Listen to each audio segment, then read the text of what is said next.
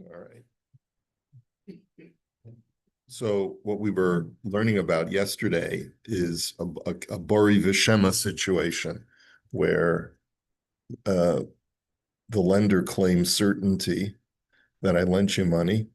The guy says, I don't remember. So in that kind of situation, he's pater midinei adam v'chayev b'dinei shamayim.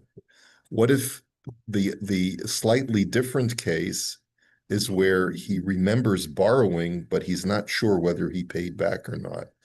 So there, in that situation, he says, "V'chein im yodeya shalavim miploni, ela mishubs shemesupakim pro v'hamal v'toin bari shehul v'lo chayev b'dinei adam." Then even b'dinei adam you're chayev, because you've established the fact that you do owe that you at one point owed the money. You're not sure whether that debt has ever been removed, and the malva says, the lender says, you never paid me back. So then you have a halachic obligation to pay him, and you can even be coerced by Beis Din. If, however, both people are in doubt whether the loan was ever paid back, so then there's no human obligation. But let's say it's Yedei Shamayim. But if you want to be Yotze Yedei Shamayim, you should pay it back, unless the Malva says, Ich bin Moichel. Listen, neither of us remember. Let's just forget about it. Next, Vim Shnehem Yodim Shehilvehu Shahisa Kan Halva Beinehem Elahem Mesupakim Besikum HaHalva. Let's say both people know that there's a loan and there's an outstanding loan. I know I haven't paid it back, but how much did I borrow from you? Boy, it was, what did you give me, a 50 or 100? I don't remember. And neither of them remember. Yesh lo l'shalim kama shebarur. So pay back what we know for sure that we both agree that is owed. Usha'ar hasikum shemistapek bo poter af milatzes yedei shemai. At the remainder, you don't have to pay back. There's not even a heavenly obligation if neither party remembers. V'yesh omrim she'ena yotze yidei shamayim ela ad sheyitpasher imo b'mesh yuchal v'rak oz yotze yidei shamayim. And some say you got to get the malva's haskama. The malva has to say, don't worry, I'll be moichel the difference in the event that you do owe me more. Okay, let's go on to the next halacha. Ikov hamilva koidem zman hapiraon. Okay, so the question is as follows: Misha hilvela adam ploni elashish lo chashash shahaloi verotza lahavriach et nechasav lifnei sheyagia zman hapiraon. Guy lent his friend money. It was a secured loan, which means that in the promissory note, it said that all of the borrower's assets were what's the word? Secured,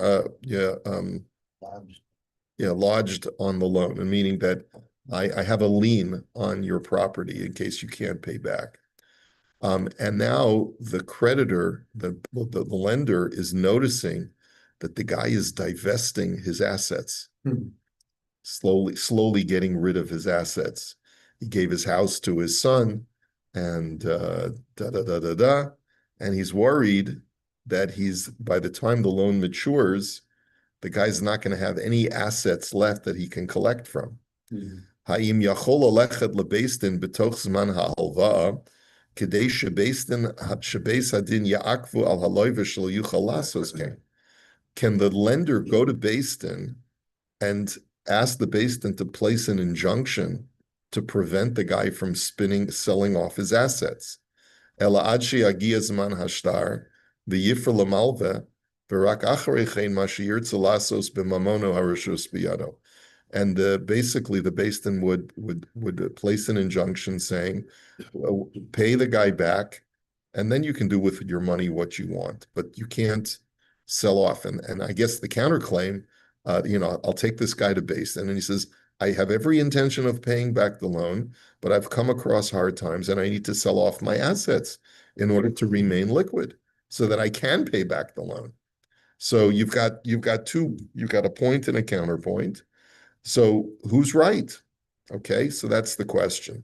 It doesn't necessarily mean that he has to be, but let's say he has an opportunity to do a business deal and he needs the value of his house. He needs the equity, He needs yeah. the equity, not has nothing to do with the intention of not. That's his argument.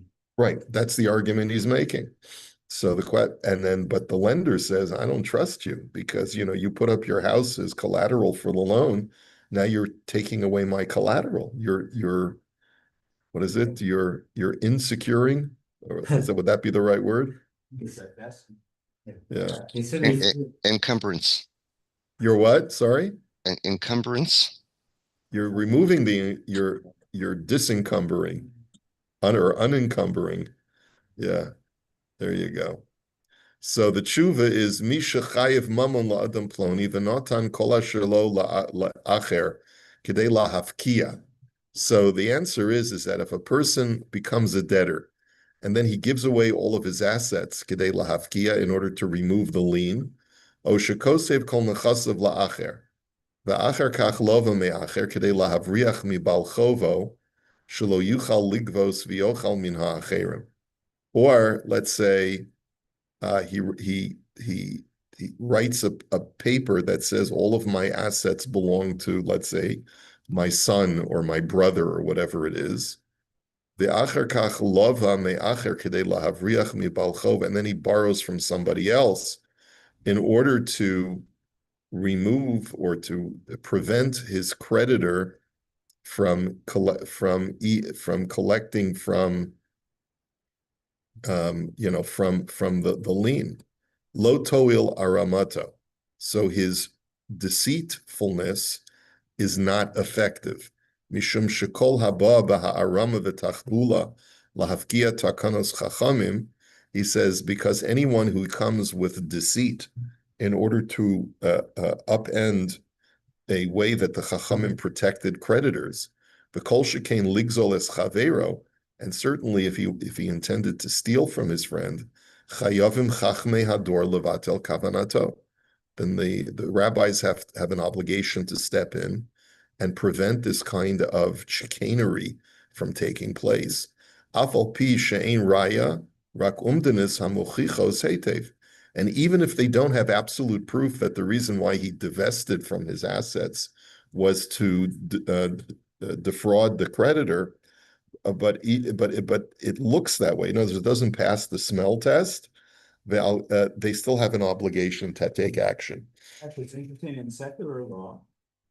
If the creditor can prove that the intention of the debtor in transferring property was to delay, hinder, or defraud the creditor, that transaction will be stopped. Interesting. It's exactly the same. Yeah. Delay, hinder, defraud. Delay, hinder, defraud. And it's objectively determined. What's your intention? So I didn't intend that, whatever. Yeah. The court will say, we think you did. Therefore, the transaction's no good. Right. And the court can just basically use their discretion. Drawing the person from doing that, or after the fact, set it aside and tell them to put the title back, put your money back in the bank and let the guy have it. Yeah. Right. I had situations where somebody had the house in his name, which is stupid, and then he had a default in his business, and he was supposed to business, and he put that house in his wife's name. And Happens all the time. it didn't work. It went back because when he was going through a difficult time, he put it in, and before he went back time or whatever, and then it's put back into his. So it happens all the time. So sometimes they say the transfers for natural love and affection, no consideration, but I love my wife, I'm giving it to her. And the court will then say on the creditor's behest, will say, that wasn't your intention. The intention was to put it out of reach of your creditors because you're going under, right? That's right. And therefore, we're gonna set that aside. Right. The house went back to his name, he lost the house. And then we got divorced. Yeah. They learned this Choshen Mishpat. Of course, yeah, it's It doesn't work, like in the separate system, it does not work. That's why you make sure you transfer years earlier in life. Well, my wife owns everything, I don't know. We'll keep that in mind. Okay, all right. The Alkain Kasvu Aposkim Sheyesh Lamal Veligvos Chovo Mimekabel Hamatana Afilu Hu Milva Al Peh Mekabel Hamatana. Umashbian et Mekabel Hamatana Al Das Beisdin below Harama Umirma Kama Kibel Matana Me Haloiva V'Yigbu Beisdin Labalachov Chovo B'Kol Mikol Mashakiva. So the Beisdin can actually, even after, let's say, I gave my house to my wife, the Beis Din can say, you can collect from that house. You can actually go to the guy's wife or to his friend or whoever now is the owner of the house, and we give you the authority to collect on your debt from that house, right? And then they also have the ability to impose a shavua on the gift recipient, how much he received. They can cause him to testify. They can coerce him to testify, and then the creditor is able to collect from the entire amount of that gift. So he quotes from the Shulchan Aruch in here. Viach kelim bischora oberibis ba'osa matana ein beis dadin magbin lo meharevach. Dafilu mikarkoya meshubadam lamalvi mocha lokeach o mekabel matana peros kamashanim ba balcho v'gova hakarka kamo shehi ve'eno motzi miyadam haperos. He says that's only if the property has not accrued in value, any accrual in value of the property, the creditor cannot collect from. And the Rama also writes that if the Beis Din, in their eyes, in their estimation, see the gift as not a way of what is it, divesting, hindering, or defrauding? Yeah. A delay, hinder, or defraud the creditor, then kana hamakabel aflagav shahisa kavanaso lahavriach. Then the recipient has legitimately acquired, the gift recipient has legitimately acquired, even if the creditor's intent was to delay, hinder, and defraud. Uvesimin zayin kasav maran hakosav kol mechasav la'acher ve'achar kach lova me'acherim. In Siman Zayin, the Shulchan Aruch writes that if a person divests all of his assets and then borrows from someone else, so v'vo hamal v'legavos chovo mitzvah lahotzi shtar matana shekadam l'shtar hachova kol roim shafal pi shekasav kol nechasav lacherim umachzik bahen v'nosei behem emom lo yotzam yirshuso. So he says, even if a person divested all of his assets before he took out a loan, but everyone can see that the way that he's treating that gift is as if it's still his. So let's say I give my wife my house, I put it all in her name, and then I borrow money from the bank. If everyone sees that the house's functionality as my house has not changed, and the whole reason why, therefore, I divested seems, or I made the gift, seems so that my future creditors will not have anything to latch on to. Then even if the loan is the language is not so good here. Even if the loan comes after the gift, the lender still has a right to collect. Okay. All right. That wouldn't work in secular law. Would it work in secular law if the house was transferred before the loan? Look at it and say, was it truly a gift, right? Or as I said, they call it badges of fraud after the fact, and say that, you say it was a gift, but you're treating it, you're not letting your wife sell it or mortgage it or do anything with it. It really isn't hers.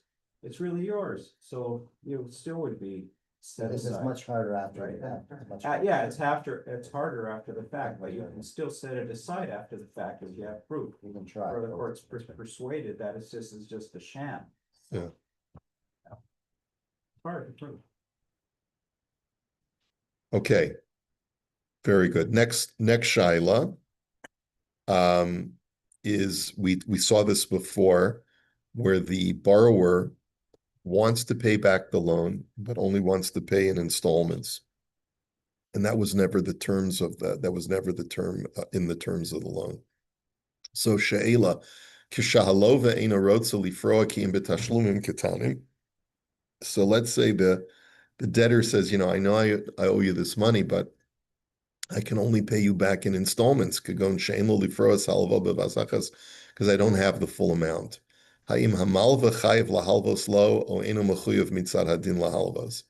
So is the malva forced to accept this, or can he say nothing doing? I want the full amount. So, and if you don't have the cash, sell your house or whatever. So the tshuva is misha mevakesh halva'a ve'ena yachol lifro bevas achas. Now, the question that's being asked over here is that this is before the fact. In other words, Shimon goes over to Reuven and he says, I want you to lend me $10,000 on the condition that I can pay you back in installments. And Reuven is thinking to himself, I don't need the headache of having to go after this guy and to make sure he paid back his installments and to keep track of his installments. He wants to give me $500 a month until this is fully paid off. That's going to take a long time, and I'm not interested in keeping track and so forth. So does he have a right to say, even though he's liquid, that he's not interested in lending the money? So the tshuva is Misha mevakesh halva ve'en yachol lifro bevas achas elikim ma'at ma'at eino mechuyev lahalvos lo ba'ofen hazeh mitzad hadin. The halacha does not require you to lend out money, even though we said before it's a big mitzvah, it's the virtuous thing to do, but there's no sense of virtue to inconvenience yourself to that degree. Avol mitzad geder ahava ve'achva nachon lehitiv gam ba'ofen hazeh. But if you want to practice brotherly love, then try your best to accommodate the guy. V'im kishemekabel hapiron b'tashlumin lo yigarim lo hefsid, yeshalav chiyav lahalvos lo. And certainly, if it's no skin off your back, you the lender, to have him pay back in installments because you don't need that money right away. So yes, you should try to do it. In other words, it all depends on the circumstances. This is essentially what he's saying. You're not obligated to inconvenience yourself, but at the same time, if it doesn't bother you and you trust the guy that he's going to be able to pay it off, do whatever you can. Okay, that's fairly common sense. Next sheila. Misha zakuk lahalva ve'en lo ke'esmos mezumanin biyado. Ha'im yesh chiyav alav lilvos me'acherim kedei lahalvos lazeh, o enu chayv lilvos me'acherim.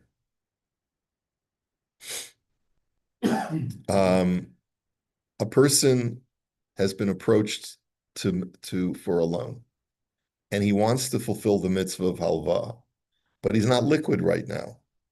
Does he have any obligation to go and borrow money so that he can fulfill the mitzvah of halva?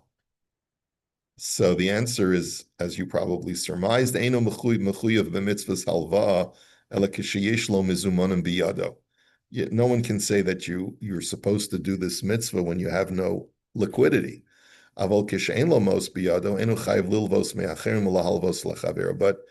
you don't have the money, no one can make you feel guilty for not doing the mitzvah, right? If you don't have the liquidity right now.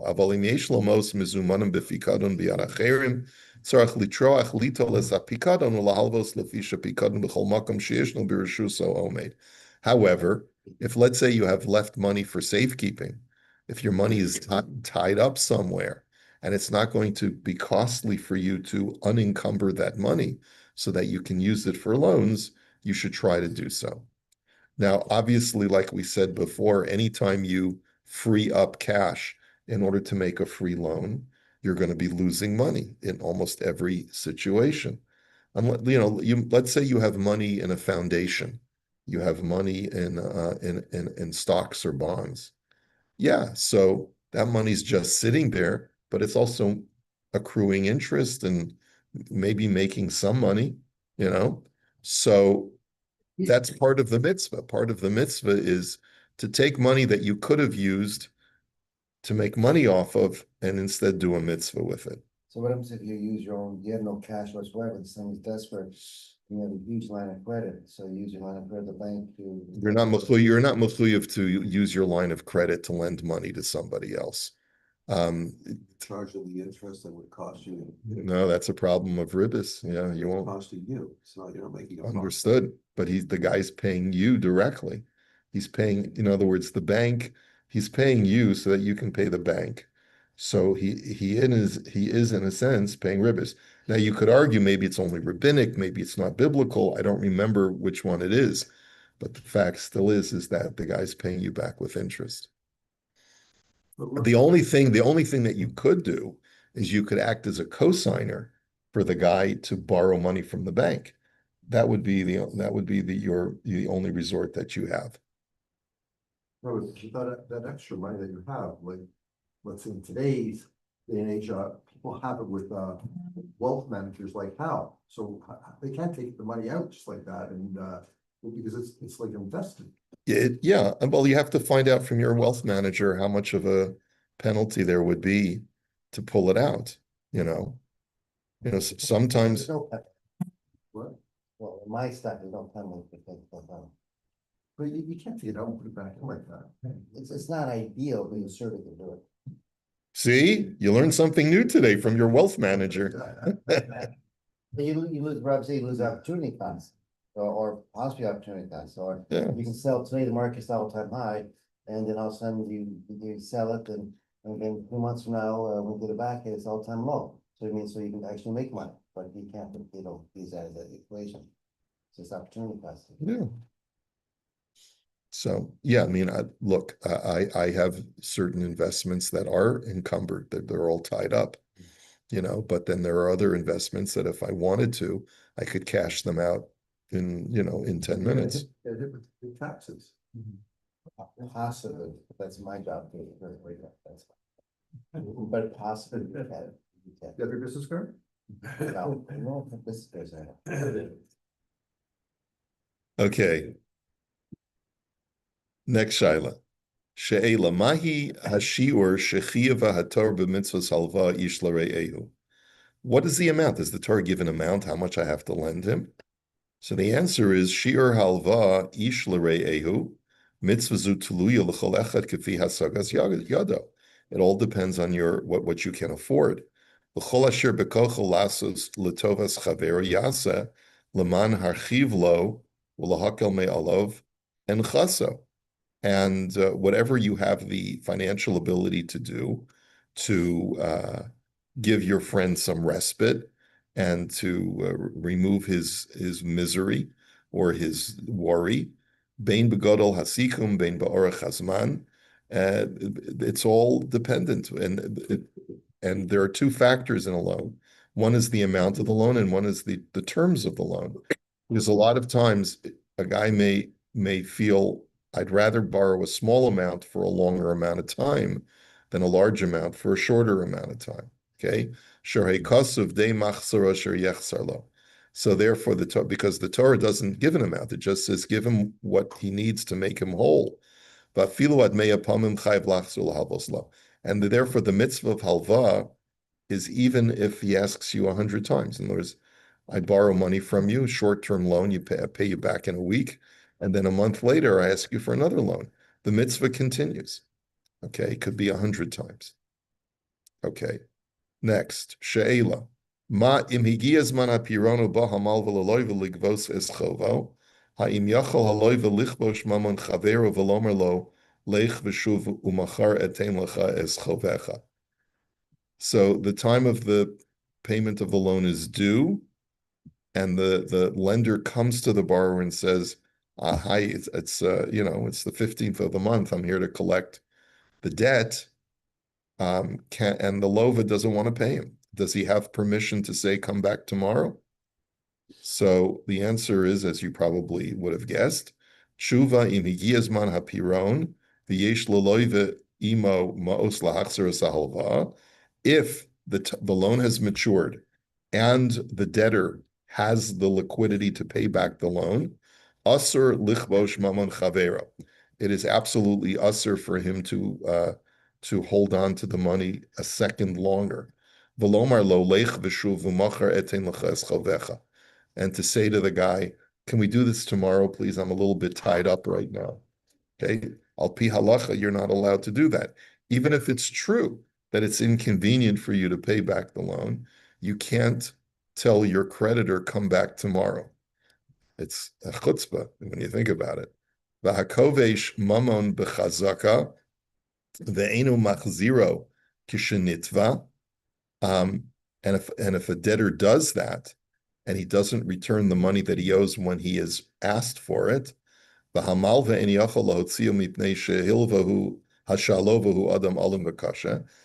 the creditor is unable to get the money from him because he's a tough guy and he doesn't want to be pushed around. He says, I'll pay you back when it's convenient for me. Okay. Then the lova is the one who is violating the biblical prohibition of oppressing your fellow. In other words, the creditor is normally the one we think is guilty of oppression because he demands payment from a guy who can't pay. But it can go both ways. If a lover refuses to pay until tomorrow or next week or 5 minutes later, he can also be over on that isser. V'nira she'im haloive yesh imo hamos shel hamalva v'docha oto rak misiba shu tarud achshav. He says, if the lova has the liquidity and he's only telling the creditor to come back tomorrow because he's busy, v'lo mishum shehurotza lichbosh esmaman chavero biyado rak oser shah in lo penai. If it's only because he mamish is busy and it's not because his intention is to delay the repayment, mutter lo malo lo malva lech v'shuv machar. Then, I guess according to this opinion, you would be allowed to tell the guy to come back tomorrow if you really are preoccupied. Now, where does he get this halacha from? That doesn't seem right. So, yeah. Specifically, who's responsible? Is it the lender that's supposed to take that money down Baker Street, or is it the creditor that's supposed to come up and get it? Like who's? But by rights, it's the lova's responsibility to get the money into the hands of the creditor. Yeah. However, it doesn't always work out that way. But let's see where he's quoting. Like, where does he get this from?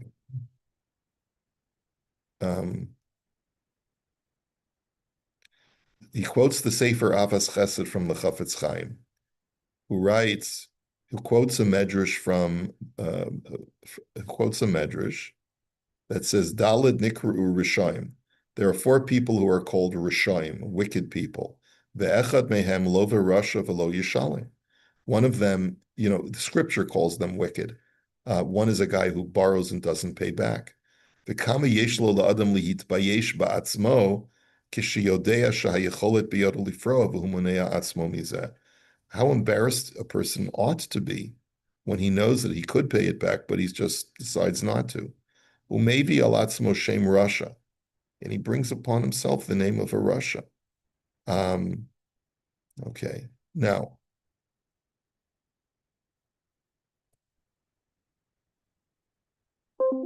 He says, he may portray himself as being totally innocent, he didn't do anything wrong, but halol lifnei Hashem galu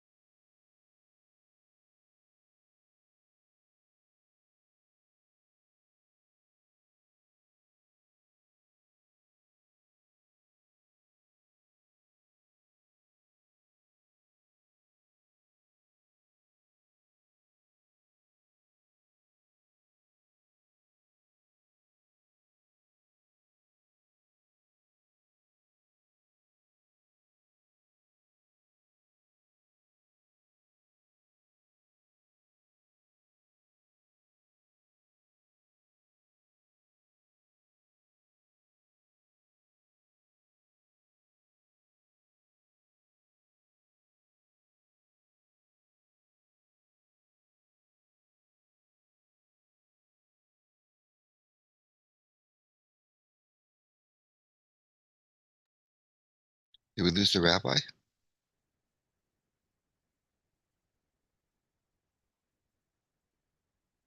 Yeah, I think we did. I don't, I'm just trying to figure out. Right now, he's still there. All right, sorry about that. I got Oh, I got okay, you cut knew. off and put back on. So he says, so where did I get this halacha that if it's not your intention to just what is it, manipulate the guy, but you are genuinely really unable for legitimate logistical reasons to pay him at that moment, that's based on a halacha in Siman Yud Aleph when it comes to paying your workers on time. If your intention is not to just deflect them and manipulate them and show your dominance over them, mutter lo lomar lech v'tachzor achar kach kishiyeh li panai ayin sham. You are legitimately allowed to tell a worker, I know the payment is due. Can you just wait a little while until I finish this job and then I'll pay you? You're not liable for delaying payment. But of course, it has to be legitimate. It has to. Now, I don't know whether that applies in all situations because a person could always claim he's busy. You know, anyone who's working can say, no, oh my gosh, I got to go to the bank now and I got to pull out the money. Well, why am I the bad guy to ask for repayment of my loan? You should have prepared. You should have made yourself. So like, oh, I forgot about it. Are you sure you need it right now? I mean, it's like I'm in the middle of, my work day and I got a meeting and my people are coming in. Yeah, I want the money now. Cancel your meetings. You have a right to say that, but there are certain situations where the creditor has to be flexible. Also, if there is really a legitimate reason why the guy can't get to it right now, cut him a little bit of slack as well. Okay, so